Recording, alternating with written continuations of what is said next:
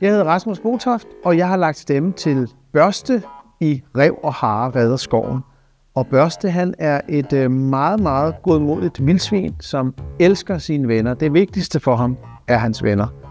Han har også en lille smule storhedsvanvid, men på en sød måde. Han er i sit eget billede et vildsvin, der kan alt. Og han er faktisk fantastisk til alt. Alt, hvad han kaster sig over. Og Børste, han har nok nogle tyske aner.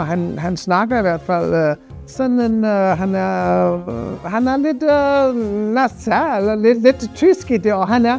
Altså, Børste er fantastisk til at svømme og hoppe og danse, og Børste er meget glad. Også for sig selv, hva'? Ja, det er han altså. Han er et lille fræk vildsvin, ja. Han er også fræk. Ja, sådan. Det er meget dejligt som skuespiller og dropper at få en karakter som Børste, og få lov til at lægge stemme til ham, fordi det er en sjov karakter, så man kan man kan lege med sin egen stemme. Og så er det ret sjovt at blive præsenteret for sådan et syret univers, som den her film er.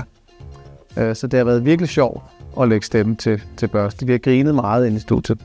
I skal glæde jer til at se Ræv og Hare redder skoven, og I skal se den i biografen, fordi det er en fed oplevelse at se den her film sammen, fordi den er virkelig skæg, og så har den et dejligt budskab om, at venner er det vigtigste.